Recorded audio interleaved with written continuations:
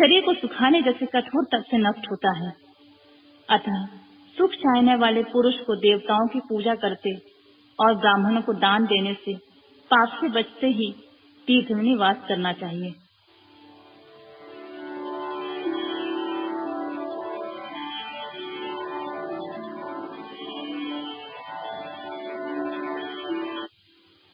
ऋषियों ने कहा, सूत जी, अब आप शीघ्र ही हमें वह सदाचार सुनाइए जिससे विद्वान पुरुष पुण्य लोकों पर विजय पाता है। स्वर्ण प्रदान करने वाले धर्ममय आचार तथा नरक का कष्ट देने वाले अधर्ममय आचारों का भी वर्णन कीजिए। सूत जी बोले, सदाचार का पालन करने वाला विद्वान ब्राह्मण ही वास्तव में ब्राह्मण नाम का धारण करने का अधिकारी होता है। जो केवल वेदोक्त आचार का पालन करने वाला एवं वेद का अभ्यासी है, उस ब्राह्मण की विप्र संज्ञा होती है। सदाचार, वेदचार तथा विद्या, इनमें से एक एक गुणों से युक्त होने पर उसे द्विज कहते हैं, जिसमें स्वल्प मात्र ही आचार का पालन देखा जाता है, जिसने वेदा अध्ययन भी बहुत कम किया है, तथा जो राजा का सेवक है, पुरोहित, मंत्री आदि, उसे क्षत्रिय ब्राह्मण कहते हैं। जो ब्राह्मण कृषि तथा वाणिज्य कर्म करने वाला होता है, उसे कुछ कुछ ब्राह्मणोचित आचार का भी पालन करता है, वह वैश्य ब्राह्मण है। तथा जो स्वयं खेत जोतता है, उसे शुद्ध ब्राह्मण कहा गया है। जो दूसरों के दोष देखने वाला और परद्रोही है, उसे चांडाल दुष्ट कहते हैं। इसी तरह क्षत्रियों में जो पृथ्वी का पालन करता है, वह राजा है। दूसरे लोग राजस्वहीन क्षत्रिय माने जाते हैं। वैश्यों में भी जो धान्य आदि वस्तुओं का क्रय विक्रय करता है, वह वैश्य कहलाता है। दूसरों को वणिक कहते हैं। जो ब्राह्मण क्षत्रियों तथा वैश्यों की सेवा में लगा होता है, वही वास्तव में शूद्र कहलाता है। जो शूद्र हल जोतने का कार्य करता है, उसे ब्रशर समझना चाहिए। सेवा, शिल्प और कर्णक से भिन्न वृत्ति का आश्रय लेने वाला शूद्र दस्यु कहलाते हैं। इन सभी वर्णों के मनुष्यों को चाहिए कि वे ब्रह्म मुहूर्त में उठकर पूर्वाभिमुख में सबसे पहले देवताओं का, फिर धर्म का, अर्थ का, उसकी प्राप्ति के लिए उठाए जाने वाले तथा आय और व्यय का चिंतन करें। रात को पिछले पहर जब उस काल में जानना चाहिए, उसका अंतिम पहर का जो आधा या मध्य भाग है, उसे संधि कहते हैं। उस संधि काल में उठकर दुष्ट को मलमूत्र आदि का त्याग करना चाहिए। घर से दूर जाकर बाहर से अपने शरीर को ढके रखकर दिन में उत्तराभिमुख बैठकर मलमूत्र का त्याग करें। यदि उत्तराभिमुख बैठने में कोई रुकावट हो तो दूसरी दिशा में मुख करके बैठें। जल, अग्नि, ब्राह्मण आदि तथा देवताओं का सामना बचाकर बैठें। मल त्याग कर उठने पर फिर उस मल को ना देखें तथा किसी वृक्ष के पत्ते से अथवा उसके पतले काट से जल के बाहर दंतवन करना चाहिए। उस समय तर्जनी अंगुली का प्रयोग न करें। यह दंत शुद्धि का विधान बताया गया है।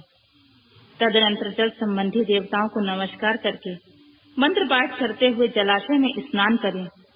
यदि कंठ तक या कमर तक पानी में खड़े होने की शक्ति न हो तो घुटने तक जल में खड़ा होकर अपने ऊपर जल छिड़ककर मंत्रोच्चारण पूर्वक स्नान कार्य संपन्न करें।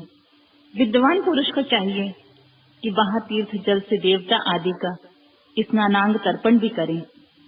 इसके पश्चात धौत वस्त्र लेकर 5 कच्छ करके उसका धारण करें।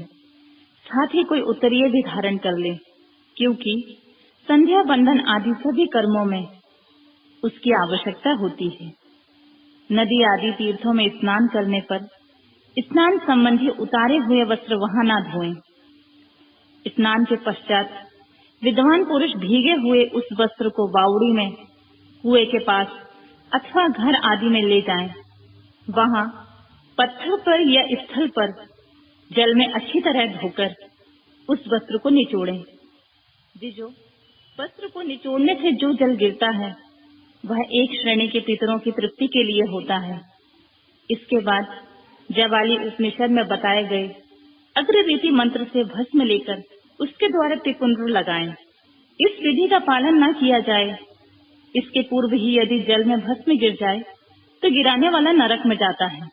आपो ही इष्ठा इत्यादि मंत्र से पाप शांति के लिए सिर पर जल छिड़कें तथा यश छायाए इस मंत्र को पढ़कर पैर पर जल छिड़कें। इसे संधि प्रोक्षण कहते हैं। आपो ही इष्ठा इत्यादि मंत्र में 3 ऋचाएं हैं और प्रत्येक ऋचा में गायत्री छंद के 3-3 चरण हैं। इनमें से प्रथम ऋचा के 3 चरणों का पाठ करते हुए क्रमशः पैर, मस्तक और हृदय में जल छिड़कें। दूसरी ऋचा के 3 चरणों को पढ़कर क्रमशः मस्तक, हृदय और पैर में जल छिड़कें तथा तीसरी ऋचा के 3 चरणों का पाठ करते हुए क्रमशः हृदय, पैर और मस्तक पे जल से प्रोक्षण करें। इसे विद्वान पुरुष मंत्र स्नान मानते हैं। किसी अपवित्र वस्तु से किंचित स्पर्श हो जाने पर अथवा स्वास्थ्य ठीक न रहने पर, राजा और राष्ट्र पर भय उपस्थित होने पर तथा यात्रा काल में जल की उपलब्धि न होने की विवशता आ जाने पर मंत्र स्नान करना चाहिए। प्रातः काल सूर्याश्रमा, मनुष्य इत्यादि का सूर्यानुवाक से तथा सायंकाल अग्निश्रय तथा मनुष्य इत्यादि अग्नि संबंधी अनुवाक से जल का आचमन करके उन्हें जल से अपने अंगों को प्रोक्षण करें। मध्याह्न काल में भी आपह पुनंतु इस मंत्र से आचमन करके पूर्व व्रत प्रोक्षण या मार्जन करना चाहिए। प्रातः काल के संध्या उपासना में गायत्री मंत्र का जप करके 3 बार ऊपर की ओर सूर्य देव को अर्घ्य देना चाहिए। ब्राह्मणों, मध्याह्न काल में गायत्री मंत्र के उच्चारण पूर्वक सूर्य को एक ही अर्घ्य देना चाहिए। फिर सायंकाल आने पर पश्चिम की ओर मुख करके बैठ जाएं और पृथ्वी पर सूर्य के लिए अर्घ्य दें, ऊपर की ओर नहीं। प्रातः काल और मध्याह्न के समय अंजलि में अर्घ्य जल लेकर अंगुलियों की ओर से सूर्य देवता के लिए अर्घ्य दें। फिर अंगुलियों के छिद्र से ढलते हुए सूर्य को देखें तथा उनके लिए स्वतः प्रदक्षिणा करके शुद्ध आचमन करें। सायंकाल में सूर्यास्त से 2 घड़ी पहले की हुई संध्या निष्फल होती है, क्योंकि वह सायंकाल संध्या का समय नहीं होता है। ठीक समय पर संध्या करना चाहिए, ऐसे शास्त्र की आज्ञा है। यदि संध्या उपासना किए बिना दिन बीत जाए तो प्रत्येक समय के लिए क्रमशः प्रायश्चित करना चाहिए। यदि एक दिन बीते तो प्रत्येक बीते हुए दिन के सायंकाल के लिए नित्य नियम के अतिरिक्त स्व गायत्री मंत्र का अधिक जाप करें। यदि नित्य कर्म से लुप्त हुए 10 दिन से अधिक दिन बीत जाए तो उसके लिए प्रायश्चित के रूप में 1 लाख गायत्री का जप करना चाहिए। यदि 1 मास तक नित्य कर्म छूट जाए तो पुनः अपना उपनयन संस्कार कराएं।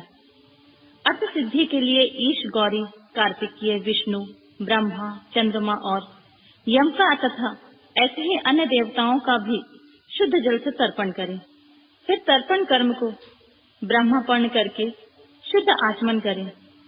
तीर्थ के दक्षिण प्रशस्त्र मठ में, मंत्रालय में, देवालय में, घर में तथा अन्य किसी नियत स्नान में आसन पर स्थिरता पूर्वक बैठकर विद्वान पुरुष अपनी बुद्धि को स्थिर करें और संपूर्ण देवताओं को नमस्कार करके पहले प्रणव का जप करने के पश्चात गायत्री मंत्र की आवृत्ति करें। प्रणव के आ, उ तथा मा, इन तीनों अक्षरों से जीव और ब्रह्मा की एकता का प्रतिपादन होता है।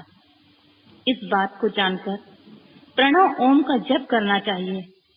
जप काल में यह भावना करनी चाहिए कि इन तीनों लोगों की सृष्टि करने वाले ब्रह्मा, पालन करने वाले विष्णु तथा संहार करने वाले रुद्र की जो स्वयं प्रकाश चिन्मय है उपासना करते हैं, वह ब्रह्म स्वरूप ओमकार हमारी कर्मेंद्रियां और ज्ञानेंद्रियों की वृत्तियों को, मन की वृत्तियों को तथा बुद्धि वृत्तियों को सदा भोग तथा मोक्ष प्रदान करने वाले धर्म एवं ज्ञान की ओर प्रेरित करें। प्रणव के इस अर्थ का बुद्धि के द्वारा चिंतन करता हुआ जो इसका जप करता है वह निश्चित ही ब्रह्मलोक को प्राप्त कर लेता है, अथवा अर्थानुसंधान के बिना भी प्रणव का नित्य जाप करना चाहिए। इससे ब्राह्मण तत्व की पूर्ति होती है। ब्राह्मणत्व की पूर्ति के लिए एक श्रेष्ठ ब्राह्मण को प्रतिदिन प्रातः काल 1 सहस्त्र गायत्री मंत्र का जप करना चाहिए। मध्याह्न काल में 100 बार और सायंकाल में 28 बार जप की विधि है। अन्य वर्ण के लोगों को अर्थात क्षत्रिय और वैश्य को 3 संध्याओं के समय यथासाध्य गायत्री जप करना चाहिए। शरीर के भीतर मूलाधार, स्वाधिष्ठान, मणिपुर, अनाहत, आज्ञा और सहस्त्रतार, ये 6 चक्र हैं। इनमें मूलाधार से लेकर सहस्त्रतार तक 6 स्थानों में क्रमशः विदेश्वर, ब्रह्मा, विष्णु, ईश, जीवात्मा और परमेश्वर स्थित हैं। इन सब में ब्रह्मा बुद्धि करके इनकी एकता का निश्चय करें और वह ब्रह्मा मैं हूँ ऐसी भावना पूर्वक प्रत्येक श्वास के साथ सोहम का जाप करें। उन्हीं विदेश्वर आदि का ब्रह्म रत्न आदि में इन शरीर में बाहर भी भावना करें। प्रकृति के विकार रूप महत्व से लेकर पंचभूत पर्यंत तत्वों से बना हुआ शरीर जो है, ऐसे सहस्रों शरीरों का एक एक अब्जा गायत्री के जप से एक एक के क्रम से अतिक्रमण करके जीव को धीरे धीरे परमात्मा से संयुक्त करें। यह जप का तत्व बताया गया है। 100 अथवा 28 मंत्रों के जप से उतने ही शरीरों का अतिक्रमण होता है। इस प्रकार जो मंत्रों का जप है, इसी को आदि क्रम से वास्तविक जप करना चाहिए। सहस्त्र बार किया हुआ जप ब्रह्मलोक प्रदान करने वाला होता है, ऐसा जानना चाहिए। 100 बार किया हुआ जप इंद्रपद की प्राप्ति कराने वाला माना गया है। ब्राह्मणेश्वर पुरुष आत्मरक्षा के लिए जो स्वल्प मात्रा में जप करता है, वह ब्राह्मण के कुल में जन्म लेता है। प्रतिदिन सूर्योपासना करके उपयुक्त रूप से जप का अनुष्ठान करना चाहिए। 12 लाख गायत्री का जप करने वाला पुरुष पूर्ण रूप से ब्राह्मण कहा गया है। जिस ब्राह्मण ने 1 लाख गायत्री का जप न किया हो, उसे वैदिक कार्य में न लगाएं। 70 वर्ष की अवस्था तक नियम पूर्वक पालन करें। इसके बाद ग्रह त्याग कर संन्यास ले लें। परिव्राजक या सन्यासी पुरुष नित्य प्रातः काल 12,000 प्रणव का जाप करें। यदि एक दिन में इस नियम का उल्लंघन हो जाए तो दूसरे दिन उसके बदले में उतना ही मंत्र और अधिक जपना चाहिए तथा सदा इस प्रकार जप को चलाने का प्रयत्न करना चाहिए। यदि क्रमशः 1 मास में आदि इसका उल्लंघन हो गया तो 1.5 लाख जप करके उसका प्रायश्चित करना चाहिए। इससे अधिक समय तक नियम का उल्लंघन हो जाए तो पुनः नए सिरे से गुरु के नियम का ग्रहण करें। ऐसे करने से दोषों की शांति होती है, अन्यथा वह रौरव नरक में जाता है। जो सकाम भावनाओं से युक्त गृहस्थ ब्राह्मण है, उसी को धर्म अथवा अर्थ के लिए यत्न करना चाहिए। मुमुक्षु ब्राह्मण की तो सदा ज्ञान का अभ्यास करना चाहिए।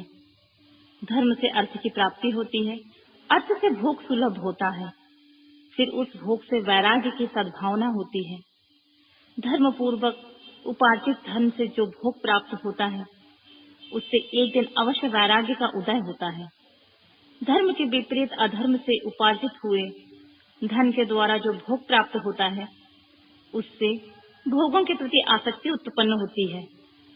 मनुष्य धर्म से धन पाता है, तपस्या से उसे दिव्य रूप की प्राप्ति होती है। कामनाओं का त्याग करने वाले पुरुष के अंतःकरण की शुद्धि होती है। उस शुद्धि से ज्ञान का उदय होता है, इसमें संशय नहीं है। सतयुग आदि में तप को ही प्रशस्त कहा गया है, किंतु कलयुग में द्वादश धर्म, दान आदि अच्छा माना गया है। सतयुग में ध्यान से, त्रेता में तपस्या से और द्वापर में यज्ञ करने से ज्ञान की सिद्धि होती है, परंतु कलयुग में प्रतिमा की पूजा से ज्ञान लाभ होता है। अधर्म हिंसा रूप है और धर्म सुख रूप है। अधर्म से मनुष्य दुख पाता है और धर्म से वह सुख और अभ्युदय का भागी होता है। दुराचार से दुख प्राप्त होता है और सदाचार से सुख। अतः भोग और मोक्ष की सिद्धि के लिए धर्म का उपार्जन करना चाहिए। जिस घर में कम से कम 4 मनुष्य हैं, ऐसे कुटुंबी ब्राह्मण को 100 वर्ष के लिए जीविका देता है। उसके लिए वह दान ब्रह्मलोक की प्राप्ति कराने वाला होता है। एक सहस्त्र चांद्रायण व्रत का अनुष्ठान ब्रह्मलोकदायक माना गया है। जो क्षत्रिय एक सहस्त्र कुटुंब को जीविका और आवास देता है, उसका वह कर्म इंद्रलोक की प्राप्ति कराने वाला होता है। 10,000 कुटुंबियों को दिया हुआ आश्रय दान ब्रह्मलोक प्रदान करता है। दाता पुरुष जिस देवता के सामने रखकर दान करता है, अर्थात वह दान के द्वारा जिस देवता को प्रसन्न करना चाहता है, उसी का लोक उसे प्राप्त होता है। यह बात वेद वेदता पुरुष अच्छी तरह जानते हैं। धनहीन पुरुष सदा तपस्या का उपार्जन करें, क्योंकि तपस्या और तीर्थ सेवन से अक्षय सुख पाकर मनुष्य उसका उपभोग करता है। अतः मैं न्यायतः धर्म के उपार्जन की विधि बता रहा हूँ। ब्राह्मण को चाहिए कि वह सदा सावधान रहकर विशुद्ध प्रतिग्रह, दान ग्रहण तथा याजन यज्ञ कराने आदि से धन का अर्जन करे। वह इसके लिए कहीं दीनता न दिखाए और न अत्यंत क्लेशदायक कर्म ही करे।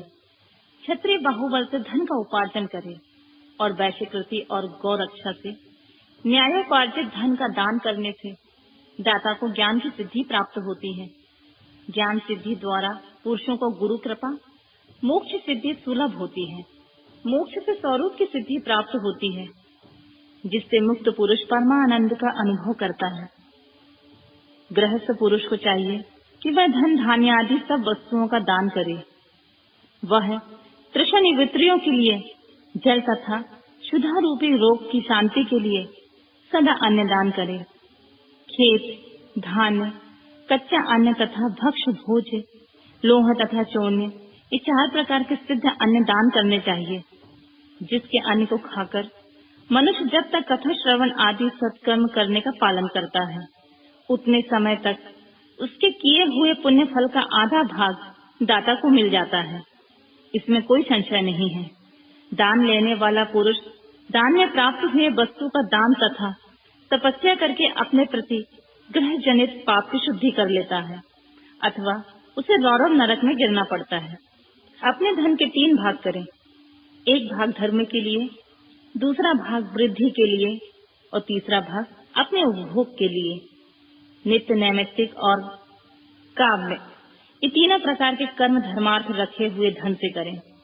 साधक को चाहिए कि वह वृद्धि के लिए रखे हुए धन से ऐसा व्यापार करे जिससे उस धन की वृद्धि हो, तथा उपभोग के लिए रक्षित धन से हितकारक, परिमित तथा पवित्र भोग भोगें। खेती से पैदा किए हुए धन का 10वां अंश दान कर दें। इससे पाप की शुद्धि होती है। शेष धन से धर्म वृद्धि का उपभोग करें, अन्यथा वह रौरव नरक में पड़ता है, अथवा उसकी बुद्धि पार पूर्ण हो जाती है या खेती भी चौपट हो जाती है। बुद्धि के लिए किए गए व्यापार में प्राप्त हुआ धन का 6वां भाग दान कर देने के योग होता है। बुद्धिमान पुरुष अवश्य उसका दान कर दे। विद्वान को चाहिए कि वह दूसरों के दोषों का बखान न करे। ब्राह्मणों, दोष बस दूसरों को सुने या देखे हुए छिद्र को भी प्रकट न करे। विद्वान पुरुष ऐसी बातें न कहें जो समस्त प्राणियों के हृदय में रोष पैदा कर देने वाले हो। ऐश्वर्य की सिद्धि के लिए दोनों संध्याओं के समय अग्निहोत्र कर्म अवश्य करें। जो दोनों समय अग्निहोत्र करने में असमर्थ हो, वह एक ही समय सूर्य और अग्नि को विधि पूर्वक दी हुई आहुति से संतुष्ट करें।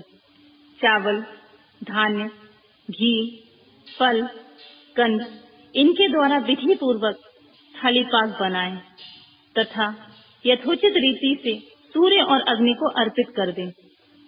सदा सुरक्षित रहने वाले अग्नि को विद्वान पुरुष अजस्त्र की संज्ञा देते हैं, अथवा संध्या काल में जप मात्र या सूर्य की वंदना मात्र कर लेने से आत्मज्ञान तथा इच्छा वाले तथा धनार्थी पुरुषों को भी इस प्रकार विधिवत उपासना करनी चाहिए, जो सदा ब्रह्म यज्ञ में तत्पर होते हैं, देवताओं की पूजा में लगे रहते हैं, नित्य अग्नि पूजा तथा गुरु पूजा में अनुरक्त होते हैं तथा ब्राह्मण को तृप्त किया करते हैं। वे सब लोग स्वर्ग लोक के भागी होते हैं।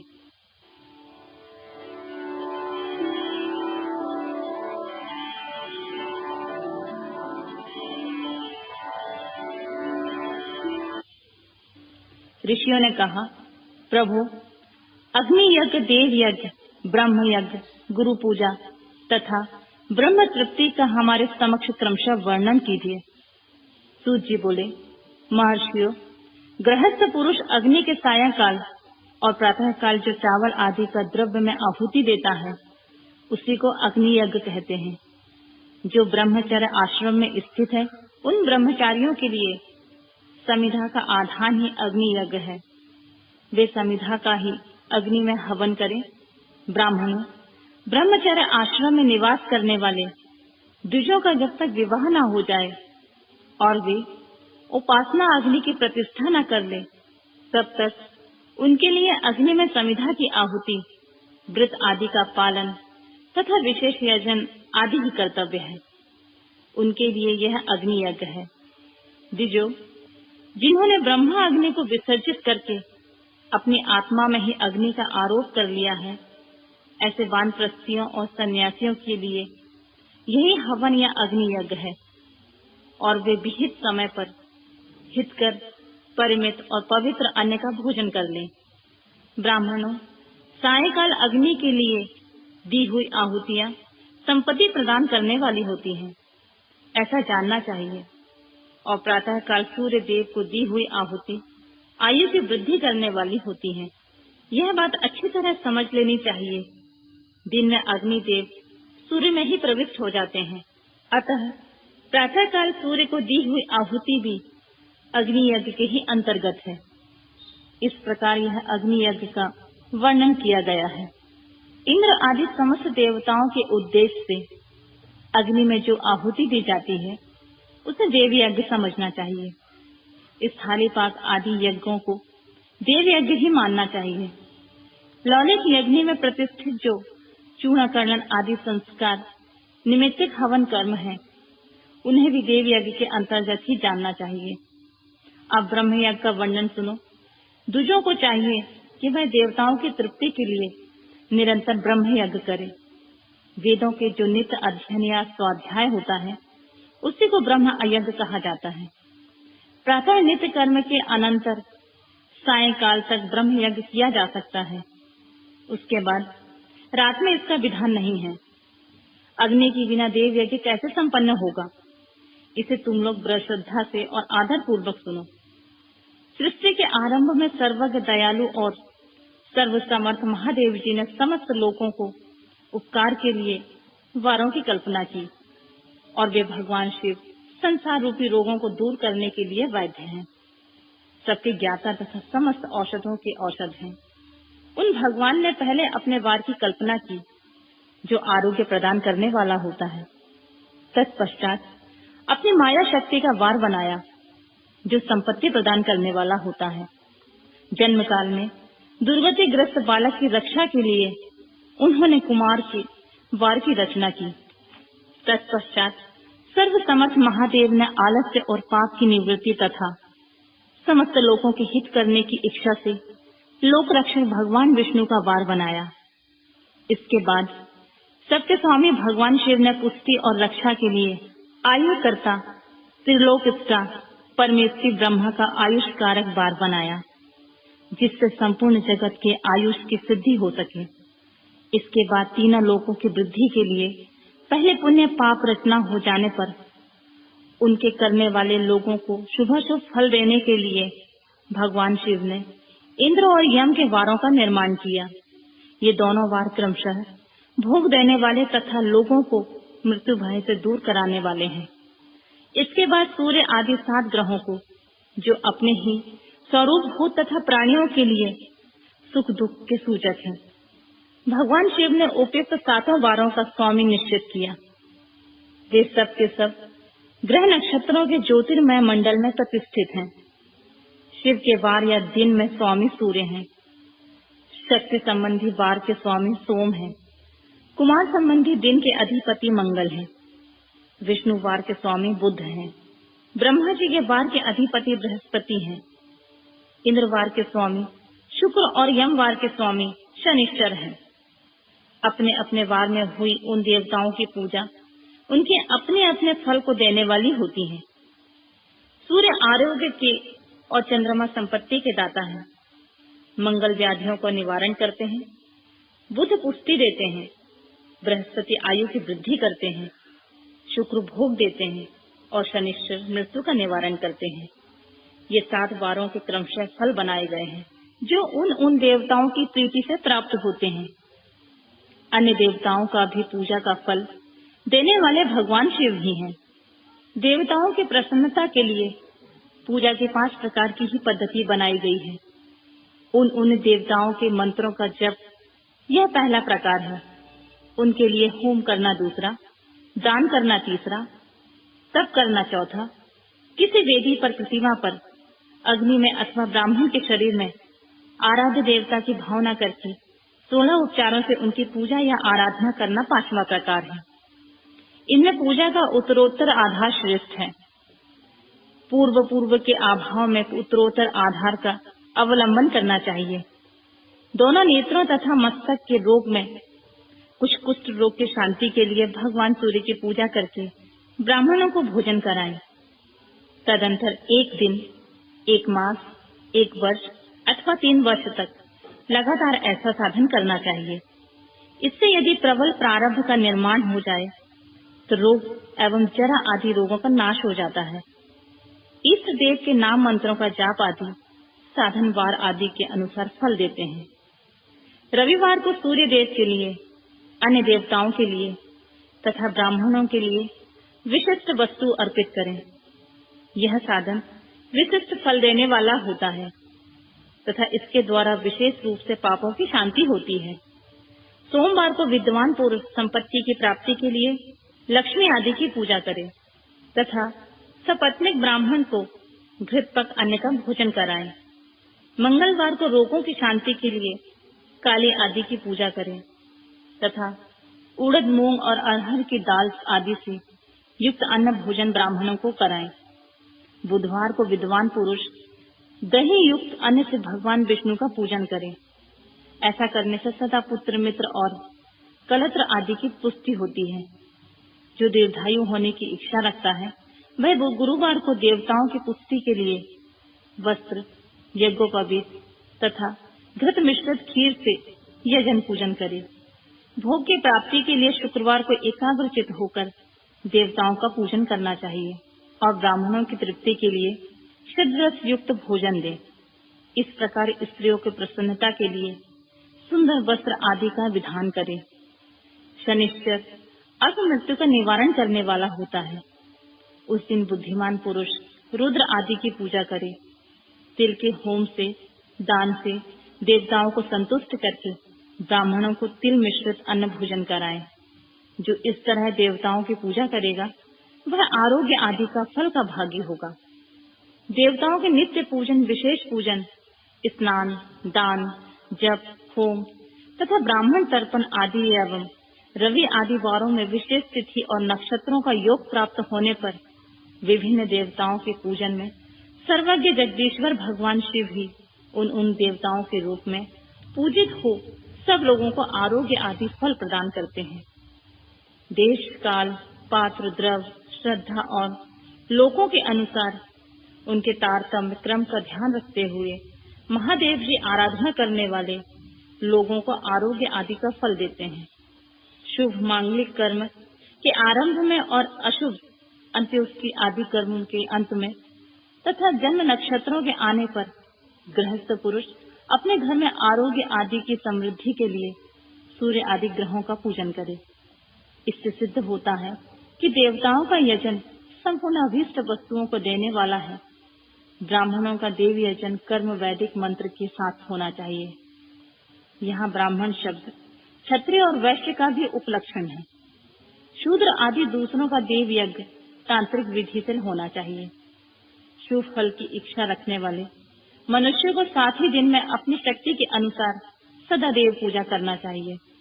निर्धन मनुष्य तपस्या, व्रत आदि का कष्ट सहन आदि द्वारा धनी धन के द्वारा देवताओं की आराधना करे। वह बार-बार श्रद्धा पूर्वक इस तरह धर्म का अनुष्ठान करता है और बारंबार पुण्य लोकों के नाना प्रकार के फल भोगकर पुनः इस पृथ्वी पर जन्म ग्रहण करता है। धनवान पुरुष तथा भोग सिद्धि के लिए मार्ग में वृक्षादि लगाकर लोगों के लिए छाया की व्यवस्था करें। जलाशय, कुआं, बावली और पोखरे बनवाएं। वेद शास्त्रों की प्रतिष्ठा के लिए पाठशाला का निर्माण करें तथा अन्य प्रकार से भी धर्म का संग्रह करता रहे। धनी को यह सब कार्य सदा ही करते रहना चाहिए। समय अनुसार पुण्य कर्मों की परिक्रमा से अंतःकरण शुद्ध होने पर ज्ञान की सिद्धि होती है। जो इस अध्याय को सुनता, पढ़ता अथवा सुनने की व्यवस्था करता है, उसे देव यज्ञ का फल भी प्राप्त होता है।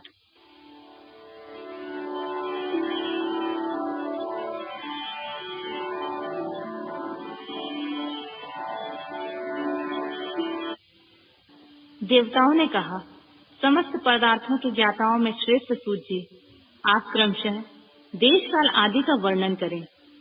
सूत जी बोले, महर्षियों, देव यज्ञ आदि कर्मों से अपना शुद्ध ग्रह समान फल देने वाला होता है, अर्थात अपने घर में किए हुए देव यज्ञ आदि का शास्त्रोक्त फल से सम मात्रा में देने वाले होते हैं। गौशाला का स्थान घर की अपेक्षा 10 गुना फल देता है। जलाशय का तट उससे भी 10 गुना महत्व रखता है। जहाँ बेल, तुलसी आदि पीपल वृक्ष का मूल निकट हो, वहाँ स्थान जलाशय के तट से 10 गुना फल देने वाला होता है। देवालय को उससे भी 10 गुने महत्व का स्थान समझना चाहिए। देवालय से भी 10 गुना महत्व रखता है। तीर्थ भूमि का तट उससे 10 गुना श्रेष्ठ है। नदी का किनारा उससे 10 गुना उत्कृष्ट है। तीर्थ नदी का तट और उससे भी 10 गुना महत्व रखता है सप्तगंगा नामक नदियों का तीर्थ। गंगा, गोदावरी, कावेरी, ताम्रपर्णी, सिंधु, सरयू और नर्मदा, इन 7 नदियों को सप्तगंगा कहा गया है। समुद्र के तट का स्थान इनसे भी 10 गुना पवित्र माना गया है और पर्वत के शिखर का प्रदेश महासमुद्र से भी 10 गुना पावन है। सबसे अधिक महत्व वह स्थान जानना चाहिए जहाँ मन लग जाए। यहाँ तक देश का वर्णन हुआ है। अब काल का तारतम्य बताया जाता है। सतयुग में यज्ञ, दान आदि का कर्म पूर्ण फल देने वाले होते हैं, ऐसा जानना चाहिए। त्रेता युग में उसका 3/4 फल मिलता है। द्वापर में सदा आधे ही फल की प्राप्ति कही गई है। कलयुग में 1/4 ही फल की प्राप्ति समझनी चाहिए और आधा कलयुग बीतने पर उस 1/4 फल में से भी 1/4 कम हो जाता है। शुद्ध अंतःकरण वाले पुरुष को शुद्ध एवं पवित्र दिन सम फल देने वाला होता है। ब्राह्मणों, सूर्य संक्रांति के दिन किया हुआ सत्कर्म पूर्वोक्त शुद्ध दिन की अपेक्षा 10 गुना फल देने वाला होता है। यह जानना चाहिए, उससे भी 10 गुना महत्व उस कर्म का है जो विषुव नामक योग में किया जाता है। दक्षिणायन आरंभ होने के दिन अर्थात कर्क की संक्रांति में किए हुए पुण्य कर्म का महत्व विषुव में 10 गुना अधिक माना गया है। उससे भी 10 गुना मकर संक्रांति में और उससे 10 गुना चंद्र ग्रहण में किए हुए पुण्य का महत्व है। सूर्य ग्रहण के समय सबसे उत्तम है। उसमें किए हुए पुण्य कर्म का फल चंद्र ग्रहण से भी अधिक और पूर्व मात्रा में होता है। इस बात की योग्य पुरुष जानते हैं। जगत रूपी सूर्य का राहु रूपी विष से संयोग होता है, इसलिए सूर्य ग्रहण का समय रोग प्रदान करने वाला होता है। अतः उस विष की शांति के लिए उस समय स्नान, दान और जप करें। वह काल विष की शांति के लिए उपयोगी होने के कारण पुण्य पद माना गया है। जन्म नक्षत्र के दिन तथा व्रत की पूर्ति के दिन समय सूर्य ग्रहण के समान ही समझा जाना चाहिए, परंतु महापुरुषों के संग का काल करोड़ों सूर्य ग्रहण के समान पावन है, ऐसा ज्ञानी पुरुष जानते मानते हैं।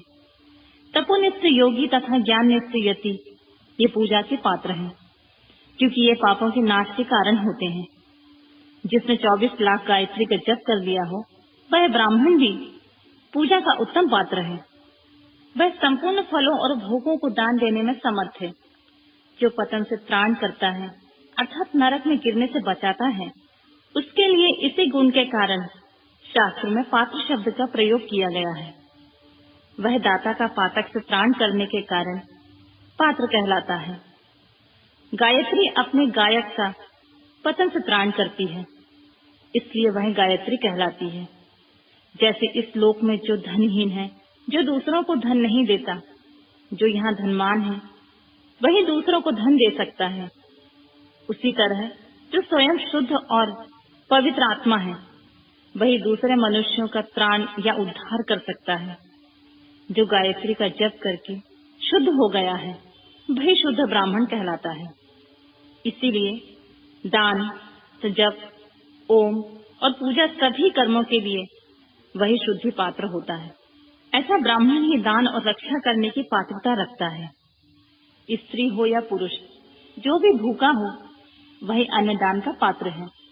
जिसको जिस वस्तु की इच्छा हो उसे वह वस्तु बिना मांगे ही दे दी जाए तो उस दान का पूरा पूरा फल प्राप्त होता है। ऐसा महर्षियों की मान्यता है कि जो सवाल या याचना करने के बाद दिया गया हो वह दान आधा ही फल देने वाला होता है। अपने सेवक को दिया हुआ दान 1/4 फल देने वाला होता है।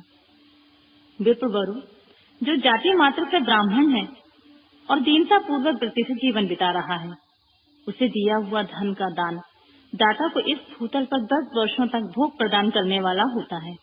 वही दान यदि वेद वेत्ता ब्राह्मण को दिया जाए तो वह स्वर्ग लोक में देवताओं की वर्ष से 10 वर्षों तक दिव्य भोग देने वाला होता है। शील और उच्च वृत्ति से लाया हुआ और गुरु दक्षिणा में प्राप्त हुआ अन्य धन शुद्ध द्रव्य कहलाता है। उसका दान दाता को पूर्ण फल देने वाला बताया गया है। क्षत्रियों का शौर्य से कमाया हुआ धन, वैश्यों का व्यापार से आया हुआ और शूद्रों का सेवा वृत्ति से किया प्राप्त हुआ धन उत्तम द्रव्य कहलाता है। धर्म की इच्छा रखने वाली स्त्रियों को जो धन पिता अथवा पति से मिला हुआ होता है उनके लिए वह उत्तम द्रव्य है। गौ आदि 12 वस्तुओं से चैत्र आदि 12 महीनों में क्रमशः दान करना चाहिए। गौ, भूमि, तिल, स्वर्ण, घी, वस्त्र, दान, गुड़, चांदी, नमक, कोहड़ा और कन्या, ये सभी 12 वस्तुएं होती हैं।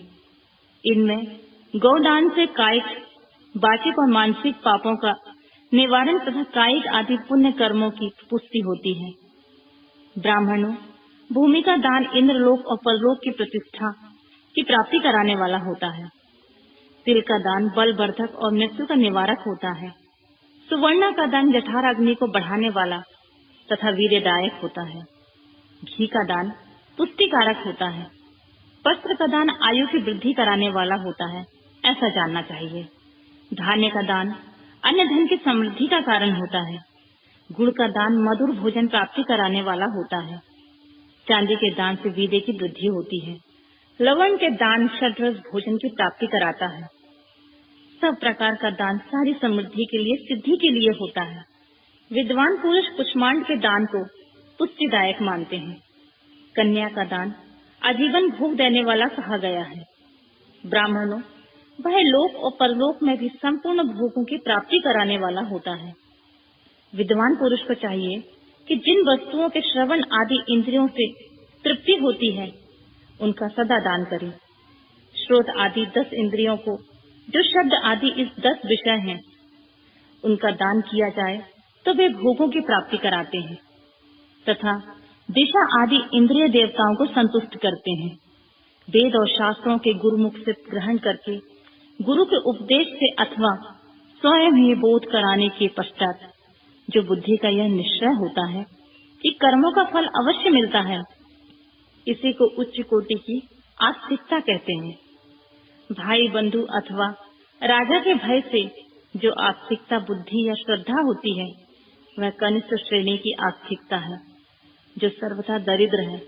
इसलिए जिसके पास सभी वस्तुओं का अभाव है वह वाणी अथवा कर्म द्वारा यजन करे।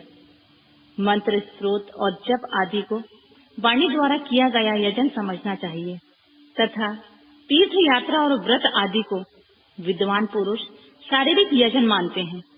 जिस किसी भी उपाय से थोड़ा हो या बहुत देवतार्पण बुद्धि से जो किया हुआ हो अथवा किया जाए वह दान या सत्कर्म भोगों की प्राप्ति कराने में समर्थ होता है। तपस्या, दान ये 2 कर्म मनुष्य को सदा करने चाहिए। ऐसा ग्रह दान का योग करना चाहिए। जो अपने वर्ण, चमक दमक या सफाई और गुण सुख सुविधा से सुशोभित हो।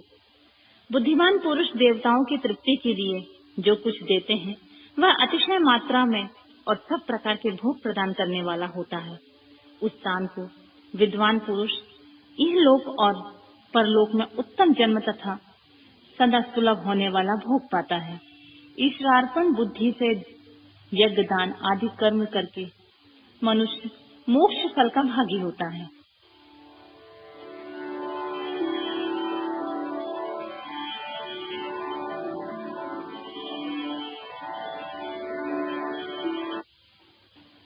ऋषियों ने कहा, साधु शिरोमणि, अब आप पार्थिव प्रतिमा की पूजा का विधान बताइए जिससे समस्त अभीष्ट वस्तुओं की प्राप्ति होती है।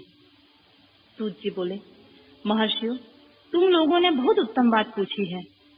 पार्थिव प्रतिमा का पूजन सदा संपूर्ण मनोरथ को देने वाला होता है तथा दुख का तत्काल निवारण करने वाला होता है।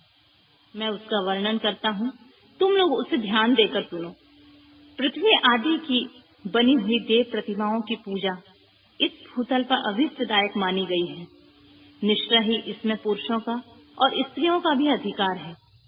नदी, पोखरों अथवा कुएं में प्रवेश करके पानी के भीतर से मिट्टी लेकर आए, फिर गंध चूर्ण के द्वारा उसका संशोधन करें, फिर शुद्ध मंडप में रखकर उसे महीन पीसे या ताने।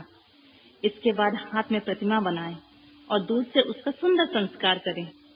उस प्रतिमा के अंग प्रत्यंग अच्छी तरह से प्रकट हुए हों, वह सब प्रकार के अस्त्र शस्त्रों से संपन्न बनाई गई हो। तदनंतर उसे पद्य आसन में स्थापित करके आदर पूर्वक उसका पूजन करें। गणेश, सूर्य, विष्णु, दुर्गा और शिव की प्रतिमा का, शिव का एवं शिवलिंग का दृश्य को सदा पूजन करना चाहिए। षोडशोपचार पूजा जनित फल की सिद्धि के लिए 16 उपचारों द्वारा पूजन करना चाहिए। पुष्प से प्रोषण और मंत्र पाठ पूर्वक अभिषेक करें। अघहनी के चावल से नैवेद्य तैयार करें। सारा नैवेद्य एक कुंडप लगभग पाव भर होना चाहिए। घर में पार्थिव पूजन के लिए एक कुंडप और बाहर किसी मनुष्य द्वारा स्थापित शिवलिंग की पूजा के लिए एक सेर भर नैवेद्य तैयार करना आवश्यक है, ऐसा जानना चाहिए। देवताओं द्वारा स्थापित शिवलिंग के लिए 3 सेर नैवेद्य अर्पित करना उचित है और स्वयं प्रकट हुए स्वयंभू लिंग को 5 सेर, ऐसा करने पर पूर्ण फल की प्राप्ति समझनी चाहिए। इस प्रकार सहस्त्र पूजा करने से द्विज सत्रलोक को प्राप्त कर लेता है। 12 अंगुल चौड़ा, इससे दूना और 1 अंगुल अधिक अर्थात 25 अंगुल लंबा या 15 अंगुल चौड़ा जो लोहे या लकड़ी का बना हुआ पात्र होता है, उसे विद्वान पुरुष शिव कहते हैं। उसका 8वां भाग प्रस्थ कहलाता है, जो 4 कुड़ब के बराबर माना गया है।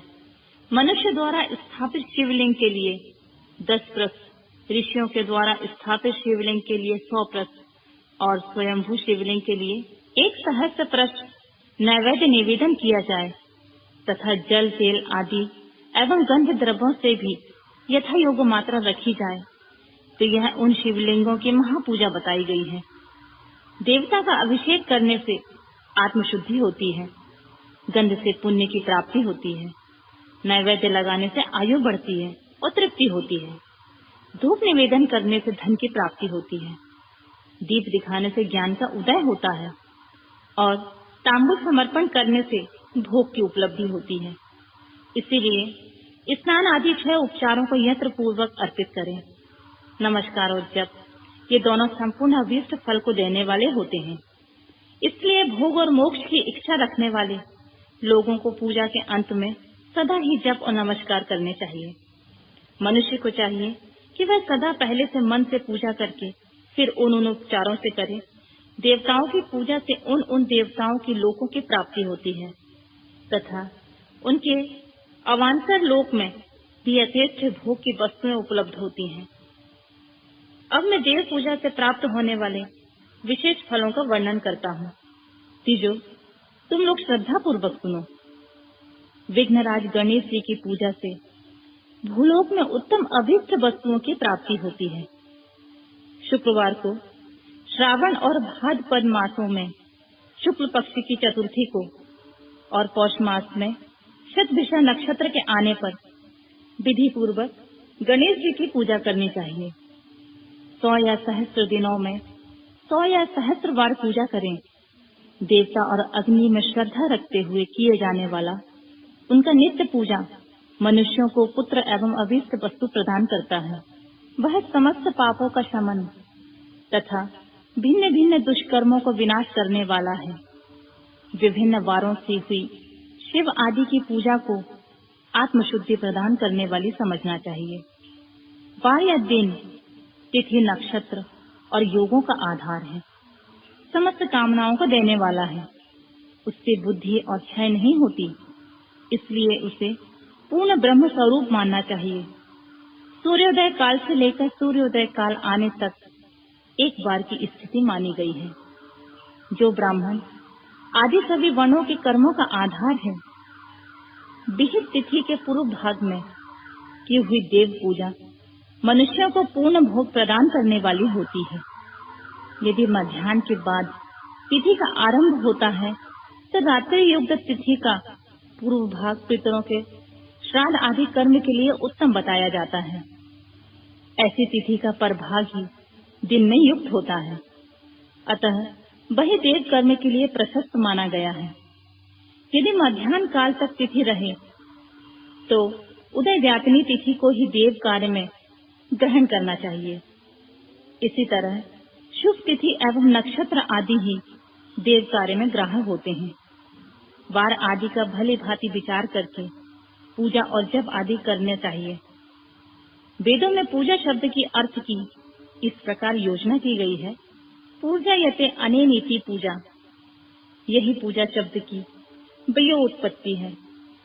पूर्व का अर्थ है भोग और फल की सिद्धि। जिस कर्म से संपन्न होती है उसका नाम है पूजा। मनोवांछित वस्तु तथा ज्ञान, यही अभीष्ट वस्तुएं हैं।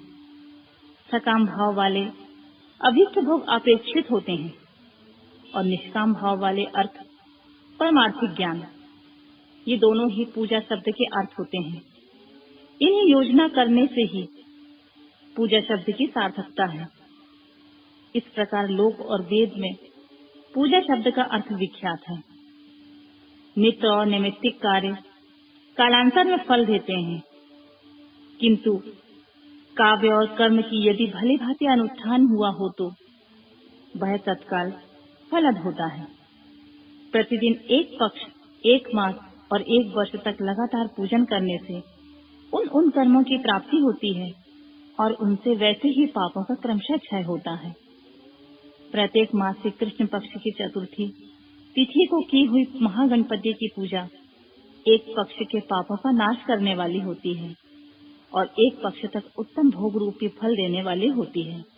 चैत्र मास में चतुर्थी की हुई पूजा एक मास तक किए हुए पूजन का फल देने वाली होती है और जब सूर्य सिंह राशि पर स्थित हो उस समय भाद्रपद मास वाली चतुर्थी को ही की हुई गणेश जी की पूजा एक वर्ष तक मनोवांछित भोग प्रदान करती है, ऐसा जानना चाहिए।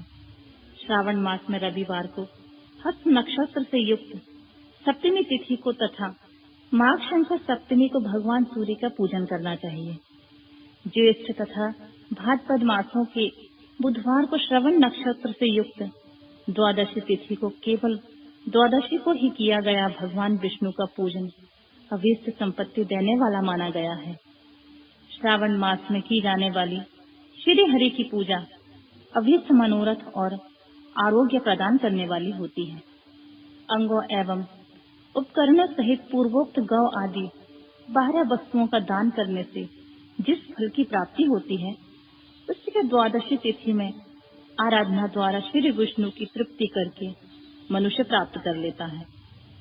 जो द्वादशी तिथि को भगवान विष्णु के 12 नामों द्वारा 12 ब्राह्मणों को षोडोपचार पूजन करता है वह उनकी प्रसन्नता प्राप्त कर लेता है।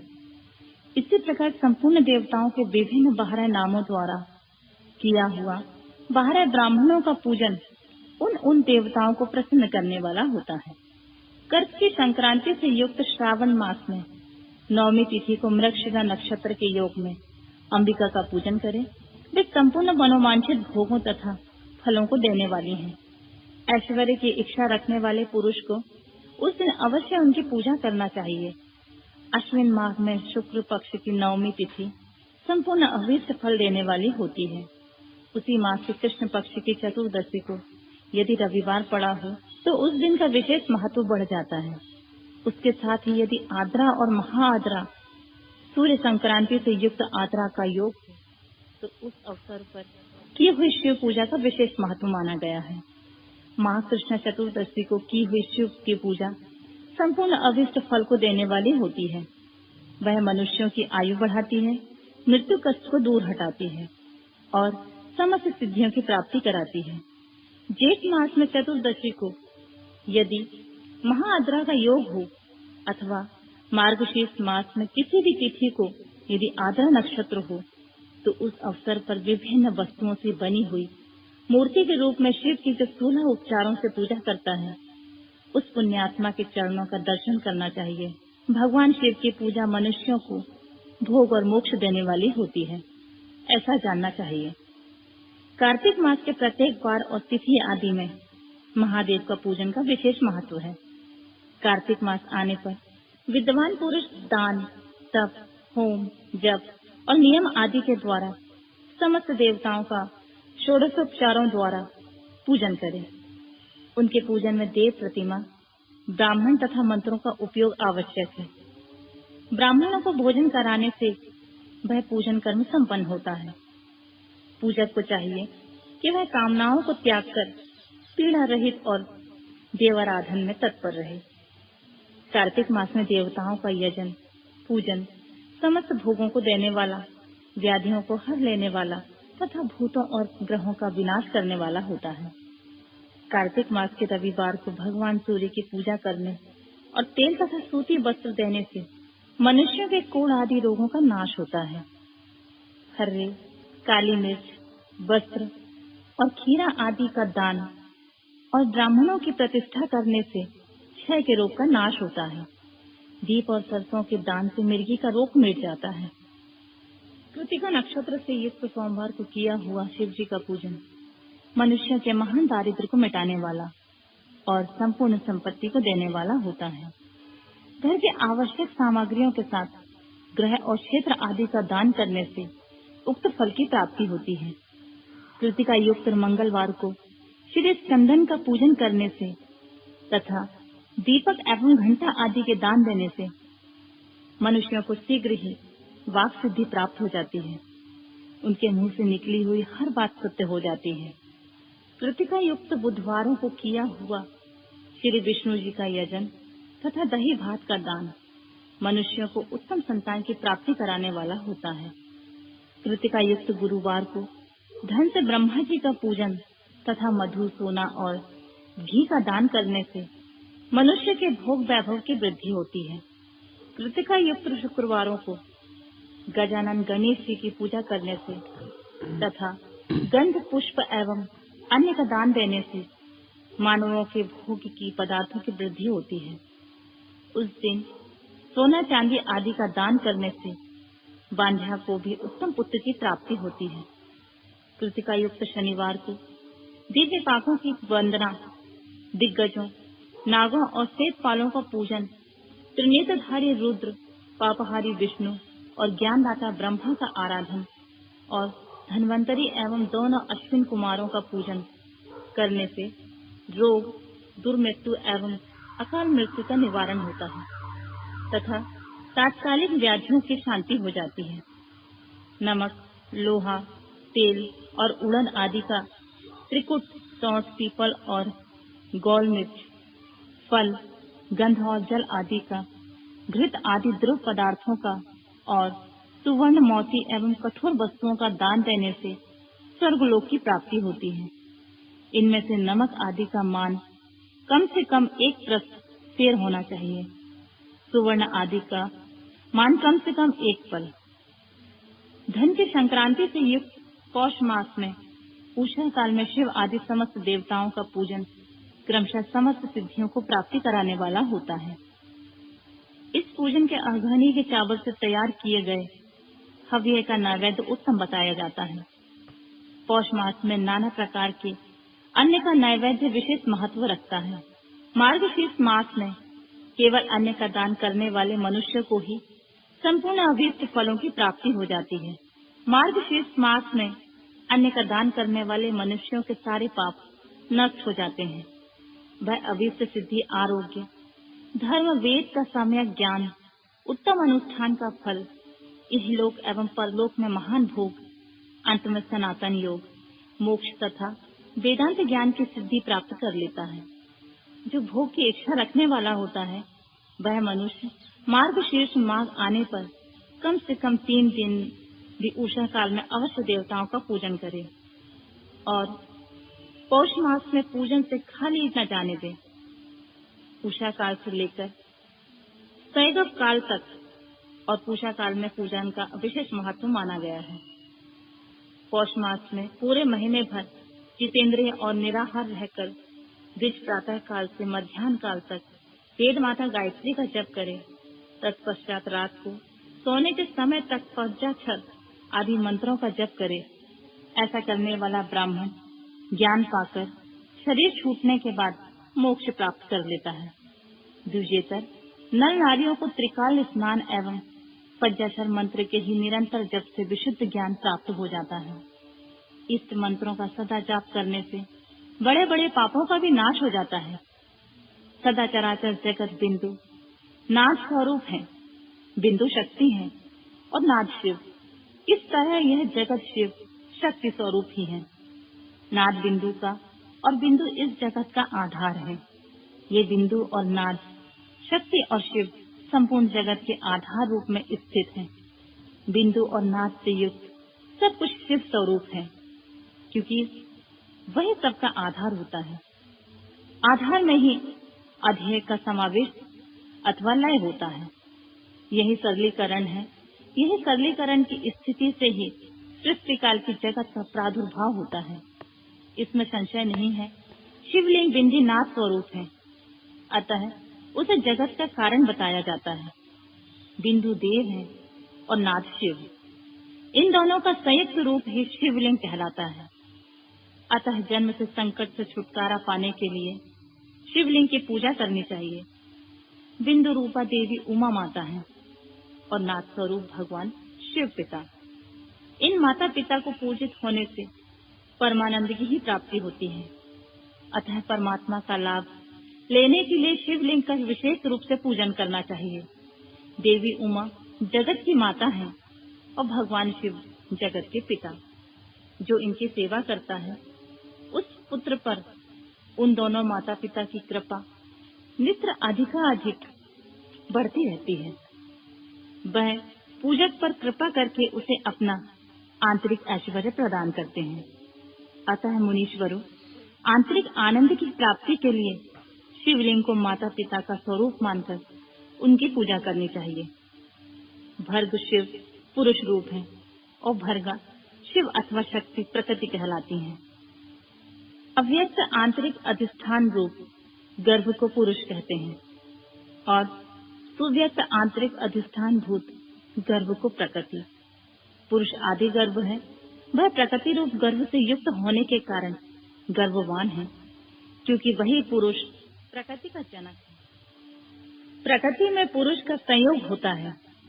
यही पुरुष से उसका प्रथम जन्म कहलाता है। अव्यक्त प्रकृति से महत्व आदि से क्रम से जो जगत का व्यक्त होना है, यही उस प्रकृति का द्वितीय जन्म कहलाता है। जीव पुरुष से ही बारंबार जन्म और मृत्यु को प्राप्त होता है। माया द्वारा अन्य रूप से प्रकट किए जाना ही उनका जन्म कहलाता है। जीव का शरीर जन्म काल से ही जीर्ण होने लगता है, इसलिए उसे जीव की संज्ञा दी गई है। जो जन्म लेता है और विविध पाशों द्वारा तनाव में पड़ता है, उसका नाम जीव है। जन्म और बंधन जीव शब्द का ही अर्थ होता है। अतः जन्म मृत्यु रूपी बंधन की निवृत्ति के लिए जन्म का अधिष्ठान भूत मातृ पितृ स्वरूप शिवलिंग का पूजन करना चाहिए।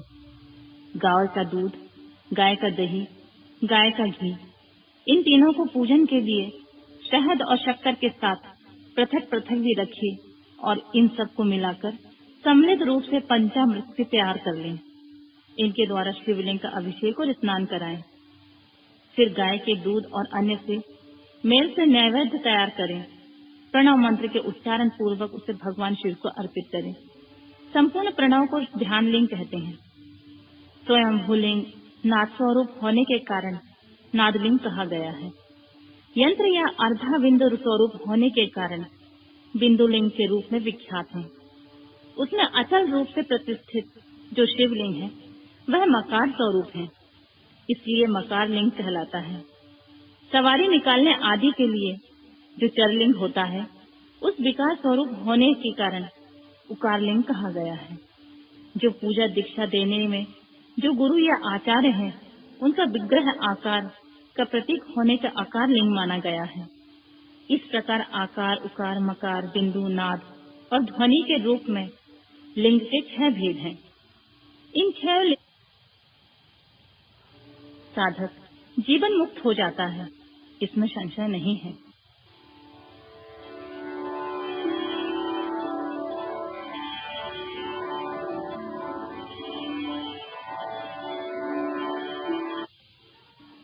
ऋषि बोले,